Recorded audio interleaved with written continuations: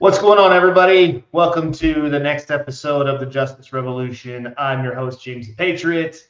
Got with me my faithful co-host, Erica. What's up, Erica? Hey, ready to do this thing. Let's go. Apologize, our other faithful co-host, Justice. Oh my gosh, I Freudian slip there. Don't tell her I said that. Justice, she wasn't able to make it today. She had some family things come up, family first. So we wish her the best with what she's got going on.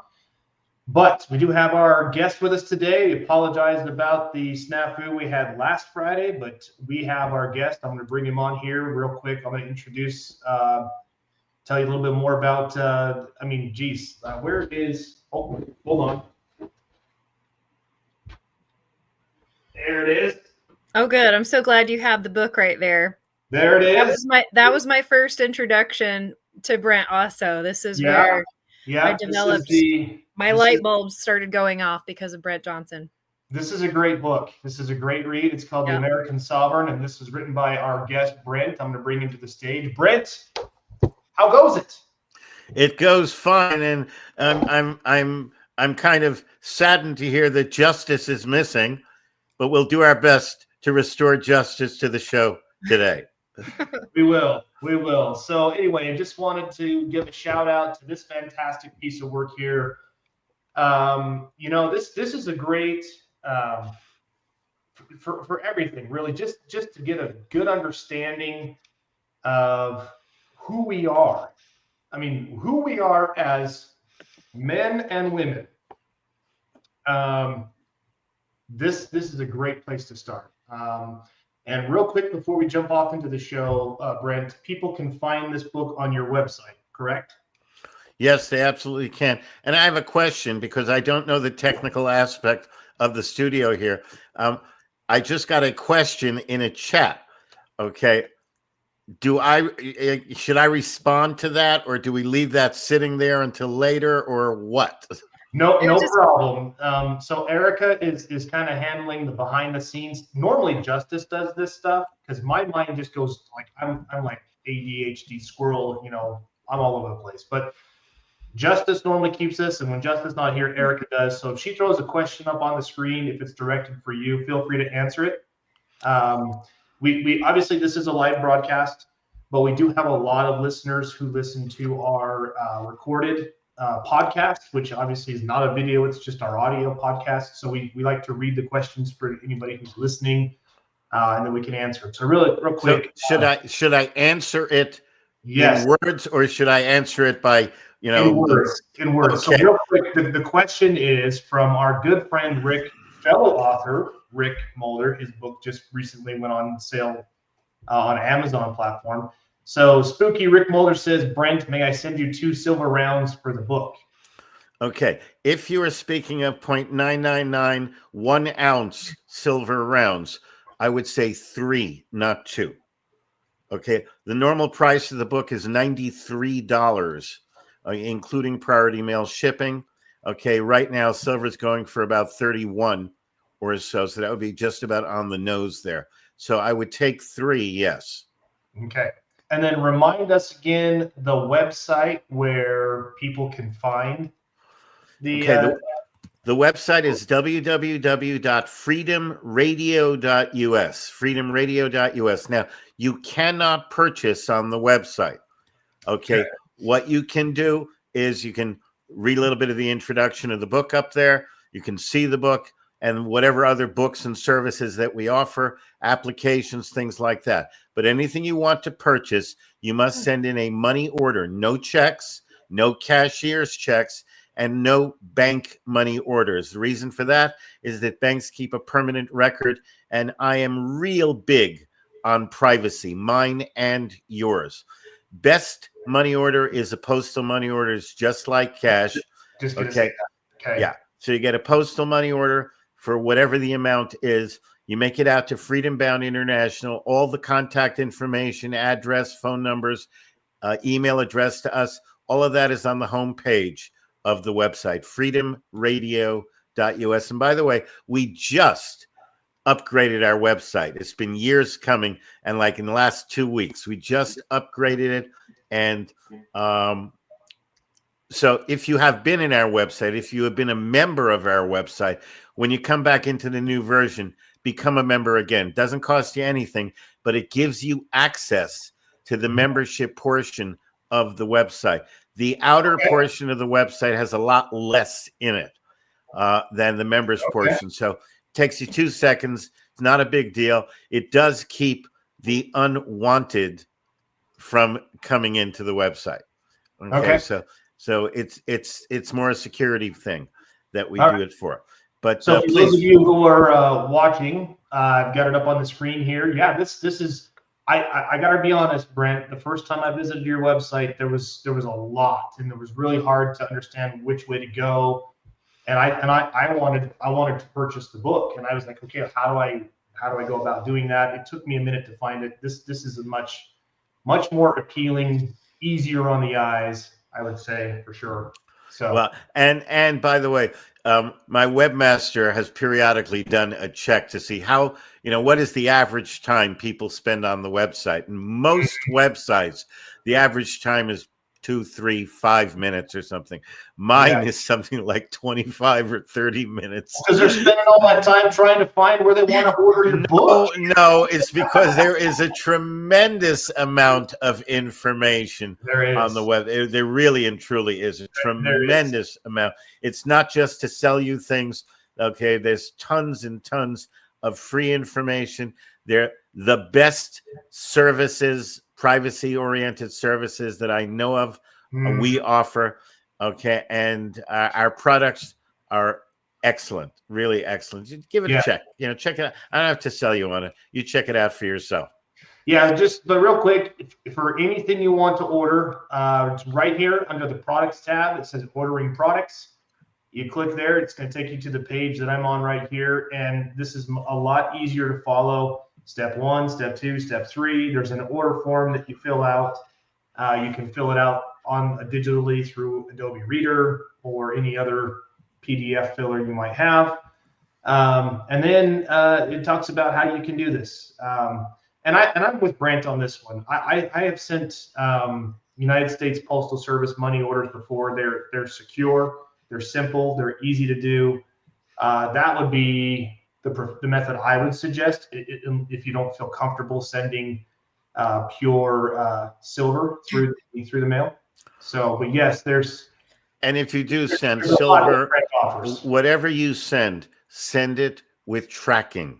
Yes. Okay. Always with. I don't care if you're just sending in, for a $5 book or something. It doesn't matter. Yeah. Send it with tracking, because the post office is absolutely awful these days. Oh my gosh. I am still waiting for something that was sent to me on February 11th. Okay. I still don't have it. They keep saying that it's been delayed. I know it's been delayed. My water was shut off a couple of weeks ago. I had sent the payment in December. They only got it last week. Oh dear. Oh dear. Yeah, I'm of the opinion again. I guess it depends on who you ask when it comes to the Postal Service, but I agree. Anytime I've ever sent anything certified mail, and or with a return receipt, it's always been delivered on the time that they ask you to. But if you just put stamps on there and drop it in the mailbox, I mean, sometimes you got a better chance of winning the lottery. So yeah. Absolutely. Anyway, great website here for those of you. We put the link to the website in the chat here, so that'll be in the video description. And also, please put the phone number, the toll-free number, if you want to call us, 888-385-FREE. That's 888-385-3733. Okay, I got it. Right there. Well, Brent, I am so glad that you joined us today, because we're talking about something that I starting to learn first from your book, that there's a whole different world of what we think we're dealing with when the courts invite us to come visit them versus what's actually going on and what our rights are as a people. And just recently, we've started seeing stuff. Pam Bondi just sent out something about not supporting the administrative law judges anymore because they're going to a purely constitutional approach. And we read through that last week. And so today, like we're talking about the difference between these legislative tribunal administrative courts and the due process that they give for men and women coming in versus what a true judicial court of record is and what your rights are there. I guess your rights would be the same anywhere, no matter where you are, if you can assert them. But yeah, it's kind of an open-ended topic. I know that you came prepared with some things to discuss, but what are your... This is fine. Let's start off with the basics. I know you probably, most of you have an understanding, but I like to lay a clear foundation. Okay. There are three component elements to our government. Okay. They are the executive branch, the judicial branch, and the legislative branch. The legislative branch makes the laws. Okay. The executive branch administers the laws, and the judicial branch adjudicates any matters of dispute. Okay, so these are three separate branches. So the courts themselves, now, for practical purposes, there's nothing like a legislative court per se. Okay, but a judicial court is a court of the judicial branch of government. An administrative court is a court of the executive branch of government.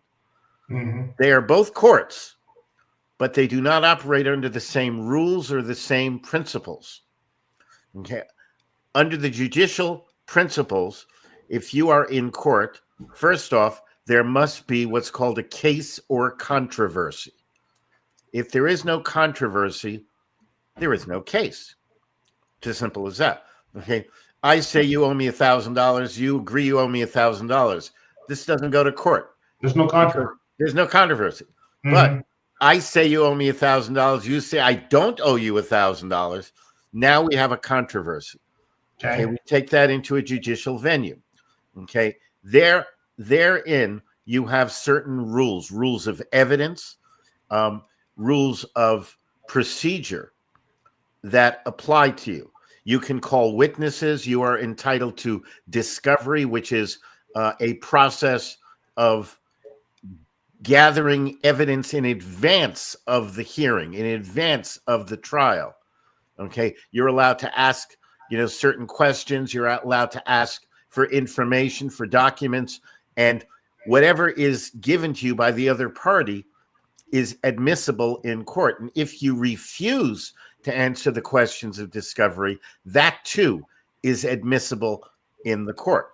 Okay, then inside the court, you can enter evidence. Okay, all of these things are part of the judicial process. Okay, and you are entitled to certain rights. Okay, you're entitled to face your accused party. Whoever, if I say you owe me money, okay, and you have wronged me, you have a right to face me. Okay, I can't sit there and say, well, I'm not going to appear in court. Okay, I've given all the paperwork, but I'm not going to be there. I can do that, but the case will go against me because you have a right to face your accuser. So these are all rights under the judicial branch of government that these are adjudicated in. An administrative court does not follow those rules. Sometimes some of them may be followed, but an administrative court does not have the obligation to follow these rules because these rules are specific to the judicial branch of government. And an administrative court is not part of that branch. No. So an administrative court can basically set the rules. You will frequently see in an administrative court, okay, that a judge will actually tell you the Constitution doesn't apply in these matters. Oh, yeah. I've actually seen that firsthand. Because it's true. Because if you are in that administrative court, you have whether or not you know it, waived your God-given rights. Okay, and now you are under a different set of rules. And the Constitution, you don't get any rights from the Constitution. There's no such thing as a constitutional right. It's a misnomer. The Constitution is a document of negative authority. What that means is that it empowers the government, whether it's a state constitution, federal constitution, same thing. The Constitution empowers the government, and it tells the government what it can do. And what it does not empower the government to do, the government may not do. They're prohibited. Okay, the Constitution, if you read it, it says things like, okay, Congress shall make no law respecting the freedom of religion or the freedom of assembly. Okay, the right to trial by jury shall not be denied. In other words, it is telling the government what it can and cannot do in order to protect the God-given rights of the people from infringement by the government. So there are no constitutional rights. There are constitutional guarantees. You have the right to keep and bear arms. You didn't get that from the government. The only thing the Constitution does is tells the government that it cannot infringe upon that right. So that's the purpose of government, to secure your rights. Now, when you enter an administrative tribunal or an administrative court, okay, you actually waive your rights. So now the Constitution doesn't apply because the Constitution is there to protect you from a violation of your rights. But since you've waived your rights, it doesn't apply. That's why the judge says that. The Constitution does not apply in these matters. So in an administrative court, the rules are governed by the executive branch of government. Okay. The executive branch does not make the laws, okay, and does not see to the enforcement of the laws. Okay. It is there to administer the laws. Okay. That is true. Okay. But when you enter a court of the executive branch, you don't have the same protections. Now, the court may allow you to do discovery. It may allow you to, have witnesses and do testimony and things like that. But it is not under the same obligation as the judicial courts. Most of the time, the administrative world is a shortened version of the judicial world. So, for example, the administrative courts all are based on codes. Codes are not laws. Codes are codes. They are administrative versions of the law. So anything you're charged with in an administrative court is a violation or a claim of a violation of a code. Okay, it used to be that when you walked into court, okay, the laws in question were found in if it's federal, the U.S. statutes at large. That's where the laws are located. And each law, by the way, if you go look up the U.S. statutes at large and find any statute, it doesn't matter. You will see the text of the statute, and then you will see what's called an enacting clause. Mm-hmm. An enacting clause goes something like this. Okay, let's assume it's a California court. So California statutes. Okay, so it would say the legislature of the state of California or of California, the legislature has power to enforce this statute by passing laws. Okay, in the federal enacting clauses are the Congress of the United States has the power to enforce this by appropriate legislation. In the case of federal, they call them enabling clauses. In the case of states, they call them enacting clauses. But it's the same thing, because there has to be a way for the law to be passed. Okay, it doesn't get passed just because it's written in the statutes at large. There has to be something that enables the legislature to pass laws. Remember, the legislature is the one that makes the law. Okay, it's not the law book that does that. And so there has to be that instruction. And without it, the so-called law is invalid. It's void on its face. Okay, so codes don't do that. Okay, there is nothing at all in any code that has an enabling or enacting clause. It simply is not there because the code is a shortcut version of the law. It is not the law itself. Administrative courts deal with code, okay, not with law. Can we just interrupt real quick here, Brent? Because I love what you're touching on, and we have talked at length about this very issue on this show a number of different times, and I think where we struggle a lot, and I shouldn't say we, I mean where people struggle a lot is, okay, I understand the difference between a judicial court of record and an administrative tribunal. However, they often look the same. They're often held in the same venue. They're often held by the same judicial officers. There's a lot of overlapping. Does that make sense, what I'm saying? Mm-hmm. Where we understand the difference, and maybe the founders, maybe their intention was that they should be held separately. However, it's been morphed into what it is. So I think what people are looking for, and there's a great question here from Rick, where Rick is asking the question, can you demand to reserve your rights?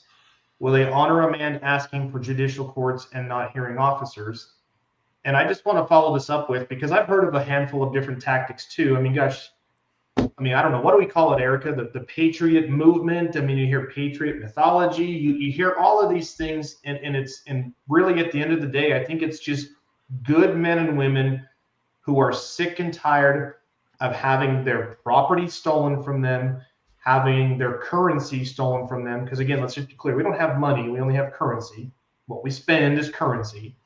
They're sick and tired of having this stuff stolen from them, or they're sick and tired of having their liberty threatened in the case of, let's say it's a traffic citation or some type of a speeding ticket or something along those lines, that maybe it doesn't carry jail time, but if you don't show up to this administrative tribunal, they'll issue a warrant for your arrest. I mean, can you explain, how can we watch out for this? What can we say to avoid these things? And if we're dragged in there, one of the things I wanted to touch on was, like, I've heard people say, I'm reserving all of my rights at the common law pursuant to UCC code 1-308. I've heard that. I don't know if it works. I've never done it.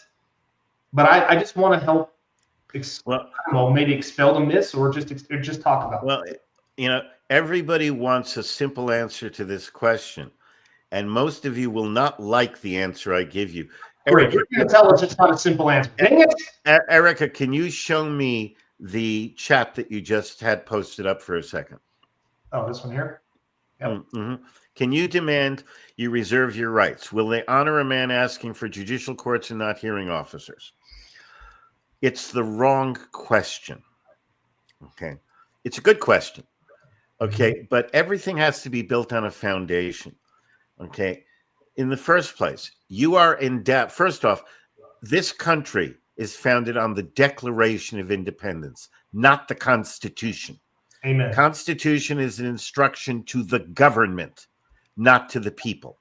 Okay. It is the Declaration that everything is founded on. And the Declaration says very clearly you're endowed by your Creator with certain unalienable rights, among these life, liberty, and the pursuit of happiness. Now, show of hands, how many people who are watching this, how many of you were created by the government?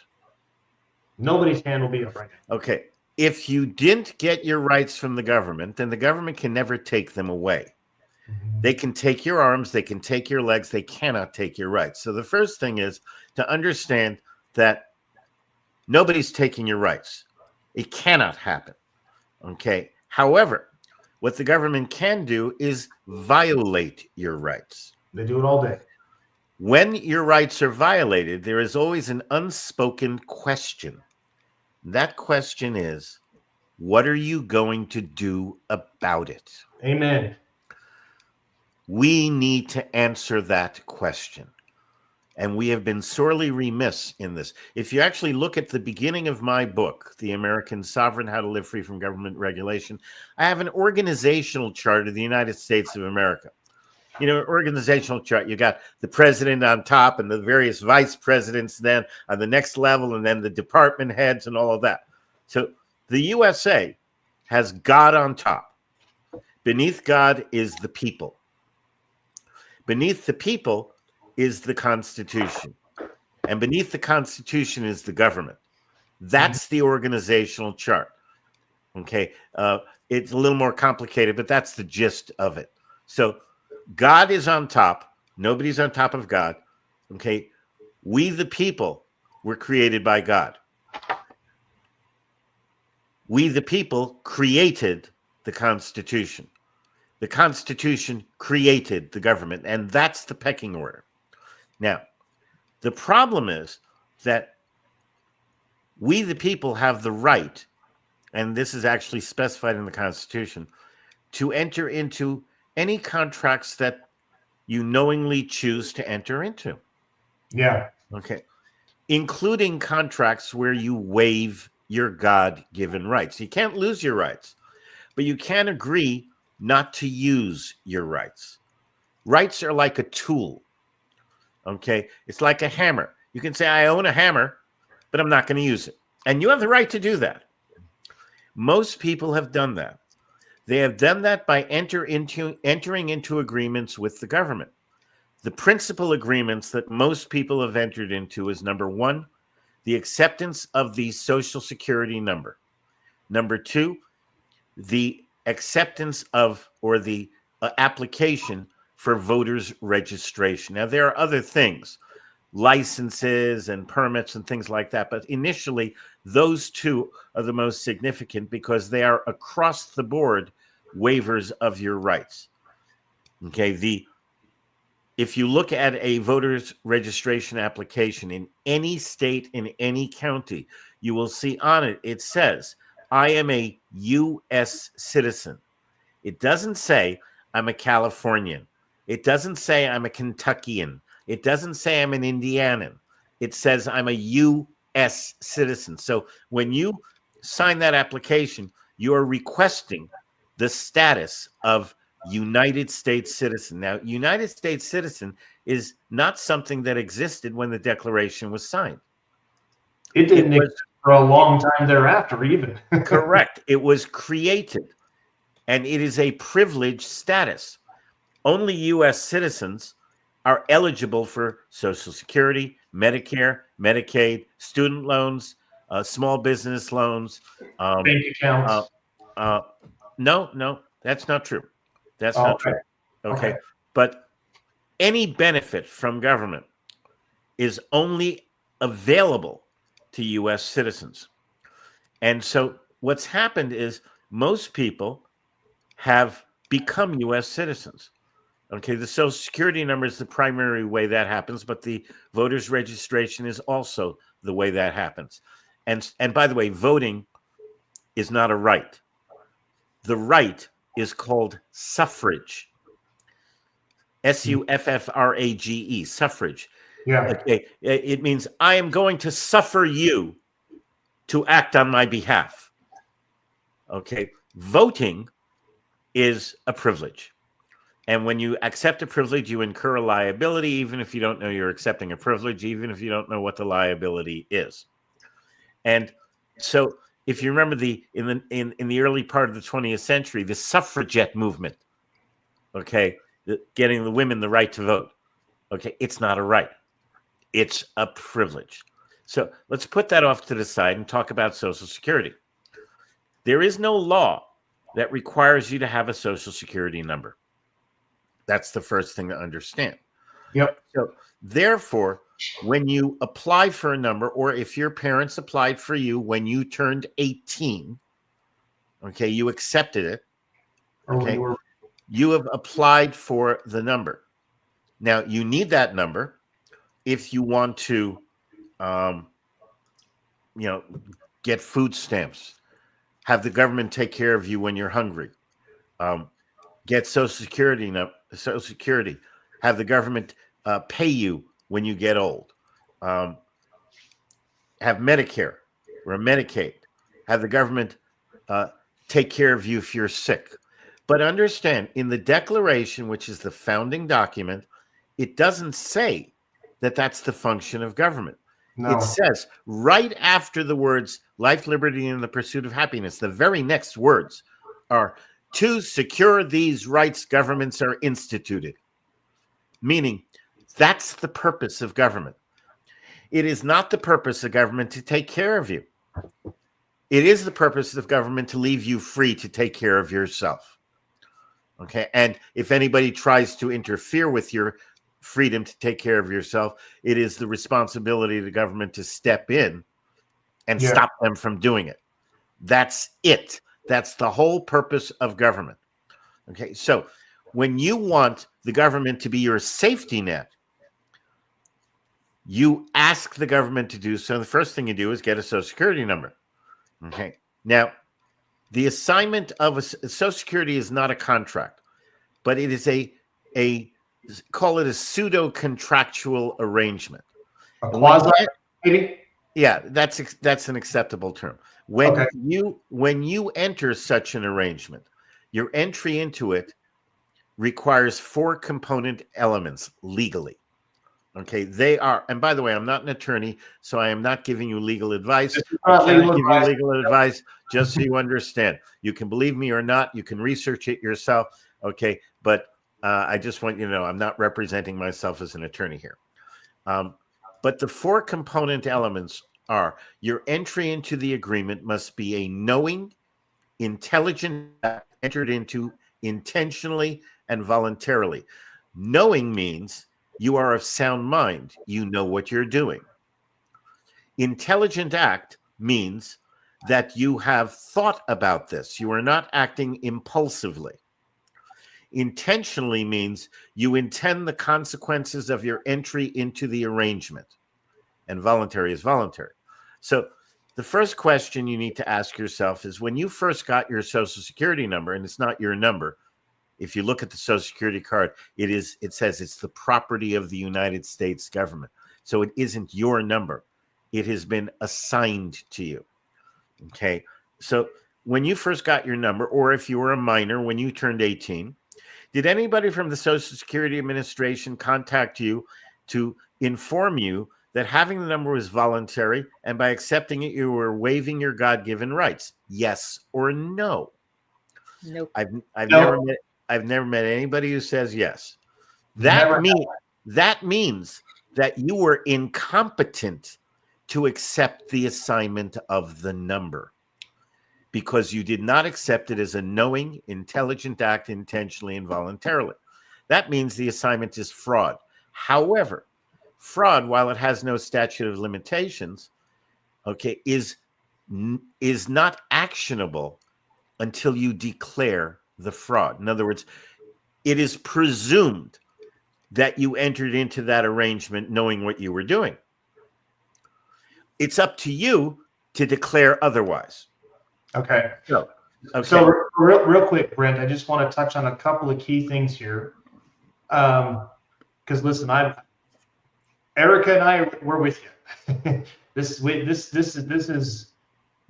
madness is what has got us in this mess that we're in. And when I say us, I mean the United States, the nation, whatever. However, and I'm speaking from personal experience, right? I've got, my kids aren't young kids, but they're not old either. But I do remember, having all of my babies. We had our babies at the hospital prior to what we knew. Obviously, Erica just had a baby and didn't do that. She did it outside the system. Good for you. But, when you're there and they bring all this paperwork in and say, you need to fill this out, you need to fill this. I mean, because you're dumb and stupid, because you're just excited you had a baby. What do?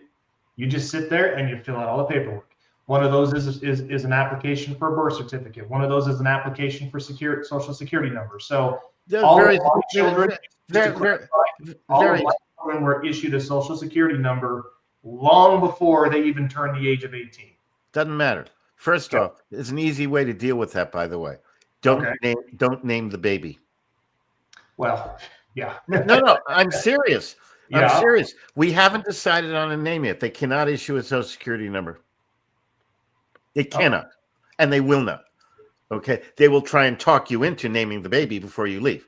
Okay, but regardless of that, let me finish my point, because this goes to the issue of the administrative courts and the issue of the question in the chat room that was posed.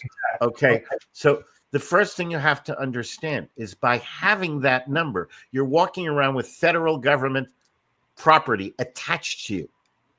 That's why they require you to waive your rights. Because if you don't waive your rights, they don't have control over their property. Okay, so you have done this. You have waived your rights to demand what it asks for in that. How do you reserve your rights? Well, UCC 1308 is irrelevant if you have waived your rights. Okay, and this is why I said people aren't going to like this. But it's the truth. Decades ago, and you'll see how to do it in my book, by the way. There's sample documents in there to do it. Okay. What I did was I sent in to the Social Security Administration a letter of rescission. Okay. It's not my number. Yeah. Okay. But when I realized that it was fraudulent, I declared it in this letter. This was I accepted this number unknowingly. It was not a knowing, intelligent act accepted intentionally and voluntarily. And now that I know the truth, I am taking back my permission for you to assign your number to me, retroactive to the beginning, meaning I've never had a Social Security number. Now, there are many practical considerations about that. That is a life-changing thing. Number one, okay, you can't get any government benefits. Applying for a government benefit would be fraud at that point. And just for reference, it's Appendix F in his book. That's what I'm holding up right now. Okay. So you can't do that. You can't do a lot of things online, because a lot of things online, you have to click here and then put in your Social Security number. You don't put it in, they won't let you proceed. Okay, so there's a lot of things you can't do. You, from a practical viewpoint, not a legal viewpoint, a practical viewpoint, you can't open up a bank account, or at least you can't open up an account in which you're the signatory on the account. Now, that's not because you need a number to open up an account. That's because the banks have determined that it's their policy to ask for the number. Let me ask and so you could sue the bank. Okay, that's an uphill battle because they got all the money. Oh, so Brent, I hear what you're saying. We know what we're saying, and I'm just playing devil's advocate here because I've actually been down this road myself as well. Let's just speak to the masses, those who listen to our show. You don't have a Social Security number. You're right. You can't open a bank account. If you try to get a job anywhere with an employer, an employee-employee relationship, or a payer-payee relationship, it's more difficult. You are correct. They're gonna demand that you fill out what's called an I-9 form. Right. I-9 form is if you say I don't have a number due to my sincere religious conviction, and if they refuse to hire you for that reason, believe it or not, I actually have a friend who's a lawyer who actually helped somebody do this. You can sue them through the Equal Employment Opportunity Commission for religious discrimination. And by the way, in the particular case I'm thinking of, the guy won. Okay, but my point is that the reason you end up in these administrative tribunals without any apparent option is because you have waived your rights. So that's why I said it's the wrong question to ask. Okay, if you put up that, okay, will they honor a man asking for? You're not a man. You're a subject of the corporate government. Okay, and by the way, if you hire an attorney, it's even worse. You're screwed. Because there's a body of law called Corpus Juris Secundum, Volume 7, Sections 2 and 4. If you hire an attorney, number one, you're declared a ward of the court incompetent, mentally incompetent. Number two is that therefore the court has control over you because you hired an attorney. Okay, so the whole system is rigged against you. Now, there are things you can do. Getting rid of the Social Security number is one of those things, but it's not necessarily the first thing I recommend. First thing I always recommend people do before the Social Security number is an issue around your liberty. Yeah. Your life is up to you, your friends, your family. You got to protect each other's lives. Your liberty is preserved simply by cutting the things that compromise your liberty. For example, you have a driver's license. Okay, a license is permission to do something without the license would be illegal. Driving is illegal without the license. But you don't know what driving means, most of you. Okay, you think it means getting in your car and traveling. That's not it. Traveling is a right. Driving is not. Driving is engaging in commerce on the public roads. So what do? Well, if you don't have a driver's license and they pull you over, they're trained to arrest you. You're going to have a hassle. What do? I carry an international driver's permit. Okay, there's nothing they can do about it. Okay, an international, and by the way, you can get it at Freedom Bound. Okay, an international driver's permit, okay, does not enter you into the rules of the road, the terms and conditions of the issuance of the driver's license. You don't enter into that. But you have a document. If they pull you over, I have an IDP. You need to have a story to tell them. We can help you with that. Okay. But what do you have this IDP for? Well, I tell them I'm a member, an international member of the press. And by the way, I have press credentials, and you can get them too. I have press credentials that I can show them. Okay. The point being, there are solutions here. Marriage license. Do you have any idea what a marriage license is? Oh, yeah. Do you know what it actually is called? Yeah, it's a contract between you and the state. You're basically signing over your entire. That's what gives the alleged authority to the state to come and take your kids. Yeah, but it's a license. A license is permission to do something that, if you didn't have a license, is illegal. So, what is a marriage license? What is illegal? There's nothing illegal about getting married. But you don't know what the marriage license comes from. If you actually look it up in a Black's Law Dictionary, you'll see it says "see intermarriage." Originally, back before it was recognized that people of any color could enter into the right to contract, which is what marriage is, Black people were considered not to have the right to contract. So if a Black person wanted to marry a white person, he had to get an intermarriage license, permission from the state to do that, and enter into certain types of terms and conditions of that relationship. Over the years, it's been shortened to marriage license. And today, okay, people think that they have to have one. You don't have to have one. I've actually married people. All you need is a marriage certificate, which is signed by the person performing the ceremony and the two witnesses. It's a contract, two witnesses. Okay, but the bride and groom don't sign the marriage certificate. Now, there are actually priests out there and pastors and such who will perform ceremonies, but you don't need to have that. You know, I am a minister. Okay, I can perform ceremonies. I've actually done it. Okay, the point being, you entered a licensing agreement where you waived your rights with respect to the activity, whether it's driver's license, a permit for concealed carry permit, any of it. All of it is a compromise to your liberty. This is what ends you up in those administrative tribunals. If you haven't waived your rights, you have the right to demand a judicial hearing.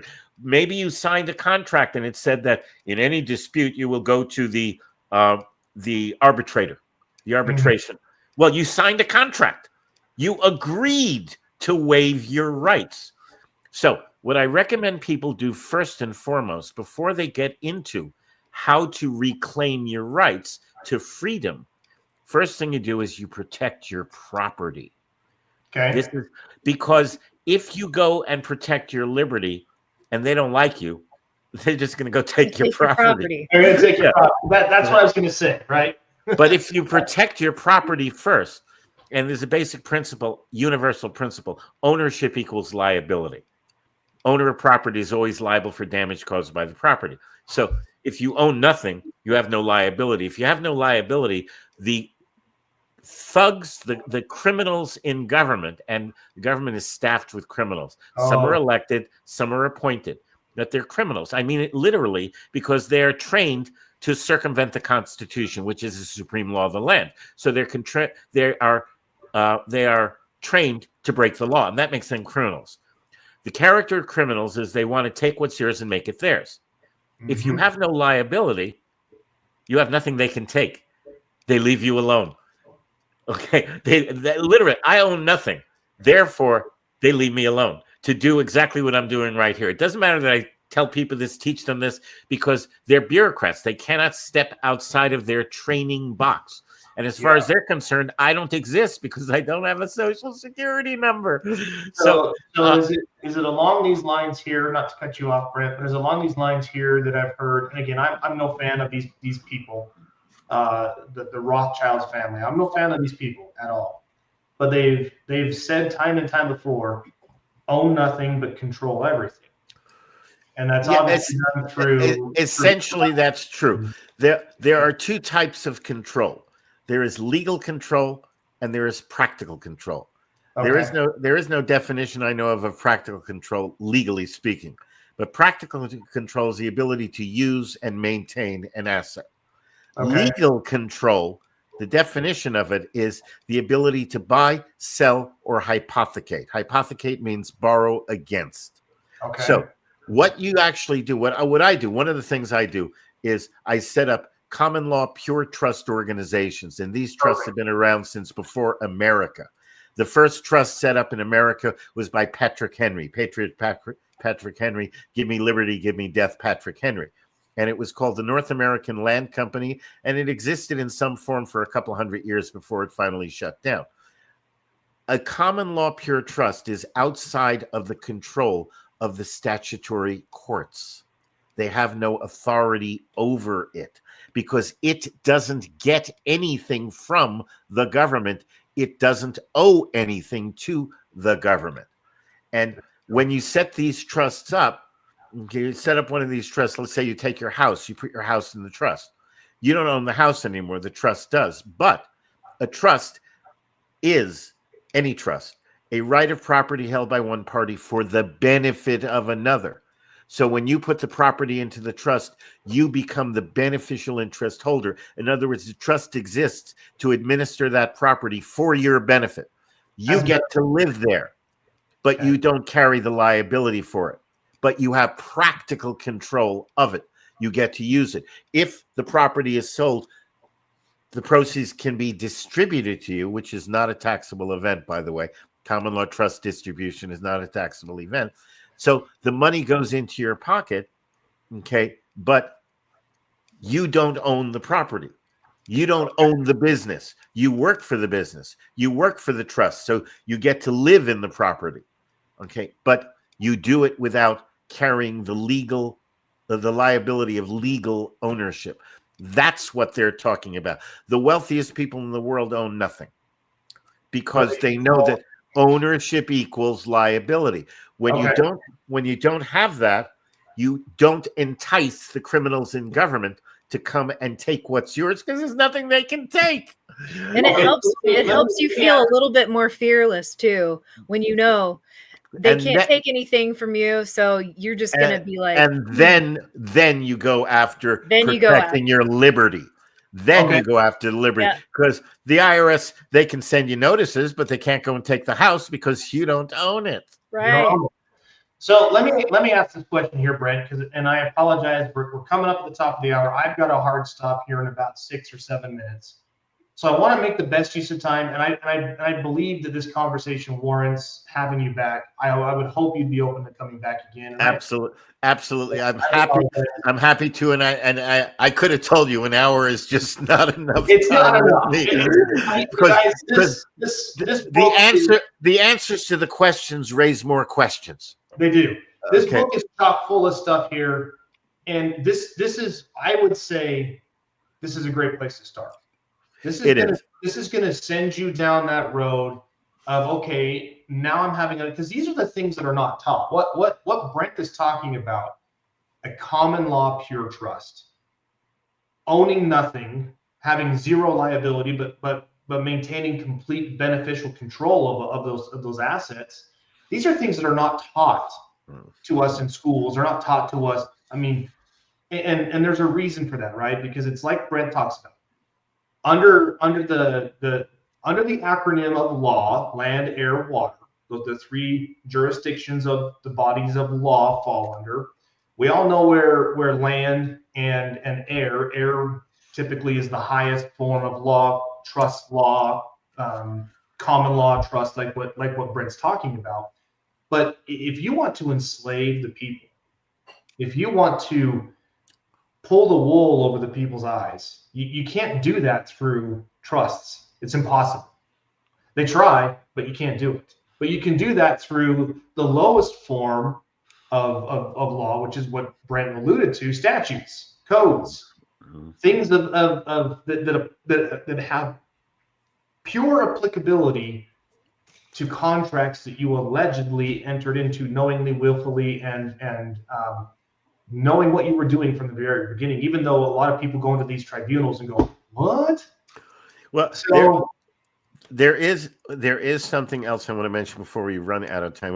Can we do anything collectively as the people, regardless that we've been strong? Yes, we can. Actually, I want you all to write down. I'm going to give you a website. It is not my website, but it is a website that will be very helpful to many of you. Okay. As you say it, I'm going to type it into the chat so we can put it up on the screen. So go ahead. Okay.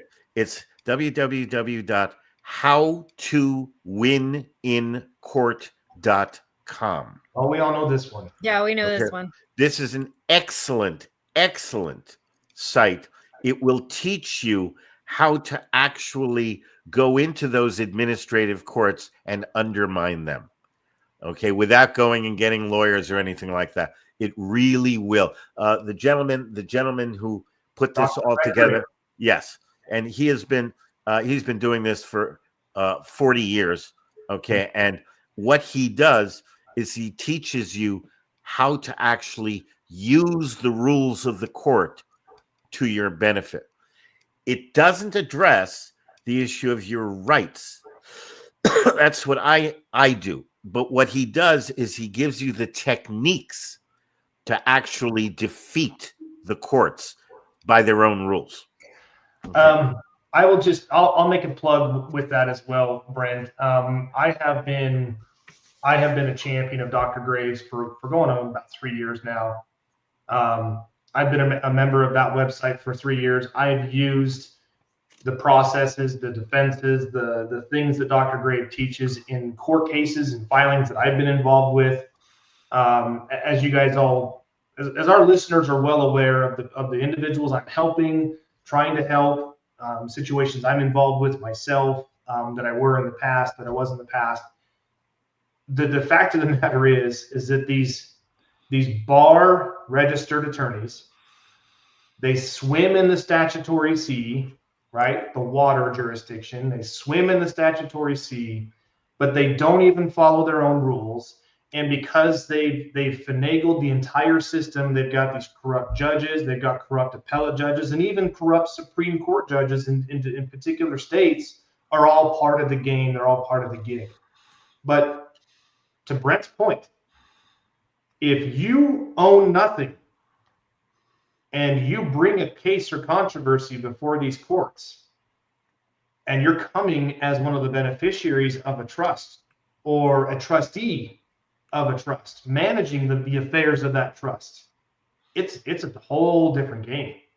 And these bar attorneys, they want nothing to do with it. And I'll give you just real quick, and I can ask for Brent's closing thoughts, and then I think we will have Brent back on again soon, because we are all about action, Brent. We're all talking about what can our listeners do to take massive action. As I like, Tony Robbins, the motivational speaker, says take massive action. We want people to be able to take action so they can protect their property, protect their wealth, and ultimately protect their liberty. But the point that I'm trying to make is when we understand exactly where we fall in that pecking order and how we can attack this from the outside looking in, so to speak, it's a completely different ballgame. And it's not even the same. The thing I wanted to mention is I will defy you to find a bar licensed attorney, criminal attorney, that when you're accused of some crime or alleged crime and the plaintiff is the state of, put it in here, right? I will defy you to find any criminal attorney who will submit what's called a bill of particulars demanding the nature and cause of the accusations. Good luck. Mm-hmm. You won't find it. And why is that, you think? Because they are all bureaucrats. And there's an article, if you actually look on my website on the homepage under articles, you'll see articles by Brent Johnson. One of them in there is called The Bureaucratic Profile. Okay. And you'll find all bureaucrats are part of that profile. And bureaucrats are the product of their training. They cannot do more than what they are trained to do, and they will not do less than what they are trained to do. They cannot think outside the box. Nope. Okay. If they were, they wouldn't be bureaucrats. They wouldn't be hired to do what they're doing. Okay. Mm-hmm. That's the reason why you're dealing with bureaucrats. They're not real people. Okay. No. They really and truly are not. And I know we're just about out of time here. I understand that. Again, an hour is just not enough time for me. I used to do a 10-hour seminar, and at the end of it, people would come up and say, "Can you keep going for another few hours?" Because they never heard anything like it. I'm happy to come back. We need to target what we're going to discuss in advance, because, like I say, we will run through it just so fast. Yeah. But okay, anyone who wants to, you can give us a call, 888-385-3733. You can go to the website, freedomradio.us. Get the book. There are other books. I have 3 books that I've written, and there are a number of other books. All of them are to the point about protecting your freedom. Okay, there are other products, other services. It's not just the trusts and everything. There's a tremendous amount available to you to help you live free from government regulation. Yeah. The bottom line is you have to really and truly be willing to commit to it. And I do a weekly show on Tuesday evenings. Check the website for details. On the show, at the end, I always ask, what are you willing to do to protect and preserve your liberty? Okay. And you got to answer that question, because if you come out with anything, well, I'm not willing to risk the safety of my children. That sounds great. That sounds terrific. Most people would say, But if you're not willing to do that, all anybody needs to do is threaten the safety of your children, and you'll give up your freedom, and then you have nothing of value to leave to them. This is a war between the forces of good and the forces of evil, and you need to take a stand. If you really want to be free from all of this, you need to take a stand and be willing to endure the inconvenience of it, and be willing to endure the possible threats that you may encounter, because it is a war zone. It's the best I can tell all of you. I love that you had me on. I'd be happy to come back. And by the way, have you had Dr. Graves on your show? Oh, yes. Okay. We've had Dr. Graves. Again, I've got Dr. He and I just did an SGT report together, and we very quickly have become very good friends. Yeah, I was going to say, you and Doc Graves are going to be good people, because you guys are very like-minded. And that's why I say is Dr. Graves is not your typical bar attorney. In fact, I'm surprised he still carries a bar license, and they haven't revoked it yet, because he is teaching the everyday man and woman how to defeat these criminals. The fact is this, and I'll just leave it at this, is that you can follow the rules to the letter of the law, to the T, and still not be victorious. I see it all the time.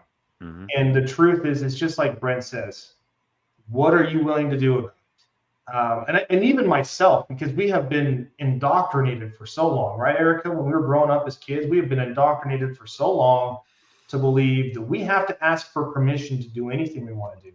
Well, gee, I wonder if I can do this, or well, gee, I wonder if I could do this. And that is not how the true American sovereign thinks. If you are a true American sovereign, the only questions you need to be asking yourself are, okay, if I do this, is it going to infringe on anybody else's rights? Am I going to harm anybody else by taking these actions? And if you can answer no to those questions. Am I going to directly harm? There you go. Very important distinction, because there are people who are going to say, well, your smoke annoys me and such, so you shouldn't be able to smoke. And we can go down that rabbit hole forever. Okay. Yeah, that's directly harm and can be proven. So, Brent, thank you again. Yes, I think what we want to do is have you back, and I think we want to talk about action steps people can take. Maybe we talk about your common law pure trust organization. That's something that, listen, I'm no hypocrite. Let me suggest. I'm working on that myself. Erica, you've done that. Let me just suggest, okay, I'd be happy to come back. What you might want to do is let's see if we can schedule like a regular time. I don't know whether, once a month or something, something of that sort. Then we'll have it down in the calendar all the time. Okay. And then, we can figure out what we'll do with this show or that show or whatever. Yeah, no, I like that. What I think we're going to do is I think I'll have Erica coordinate that with you, because she's really good at that.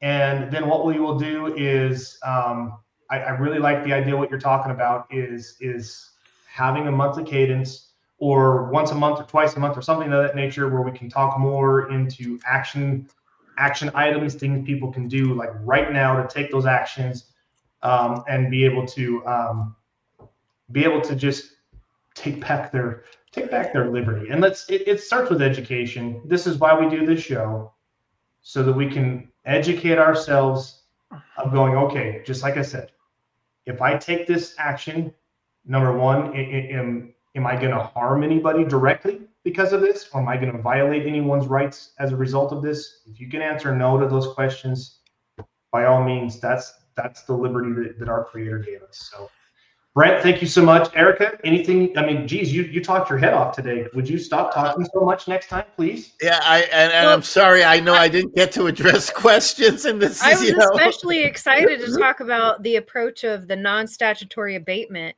as outlined in your book, because I recently did it. And yes, well, there was a bench warrant, and it ended up in a suspension of a license. However, I digress. We had fun doing it, and we stood our ground, but they don't care about the law. The police officer that we sent the non-statutory abatement went to ignored it. And then the judge got the court hearing. We wrote the letter saying, hey, we submitted this statutory abatement. That didn't work. You said it was a license. Was it a driver's license? Yes. Yeah. Well, you don't have a right to a driver's license. It's a privilege. Exactly. So it ended that she doesn't even care, because this was over several months before we finally all got it. But if you have the international driver's permit and they try and ticket you, then you use the non-statutory abatement. Yeah, we'll talk about that on another show. So I do have that. I already have an entire file called Erica Got Busted. That's what it's called. And so I have forms filled out for every situation that there could possibly be. All Brad has to do is hit print and send it in. That brings up a good thing, and then I got to skedaddle, but that brings up a good point. There's a gentleman in Texas. His name is Eddie Craig. I don't know if you've heard of him, Brent. He teaches people how to handle those road pirate interactions. When you are pulled over by a law enforcement officer, a policy enforcer, right? Because that's the correct pronunciation of police is policy. He teaches people how to have that conversation so that, one, you don't end up in jail, or worse, two, you end up dead. Okay. And I want to go over that and start talking about those, because again, until we know how to handle ourselves tactfully and have that education and information on our side, what we're seeing, these horror stories of interactions between law-abiding Americans and law enforcement officers, it's not going to stop until we do. So, but with that, you guys, I apologize. I got to run. Brent, thank you so much for coming on. We will have you back soon. Everybody, that's our cliffhanger. That's how we get you to come back. With that, you guys, thank you all. Love you all. Take care. We will see you the next go round. All right. See ya. Guys.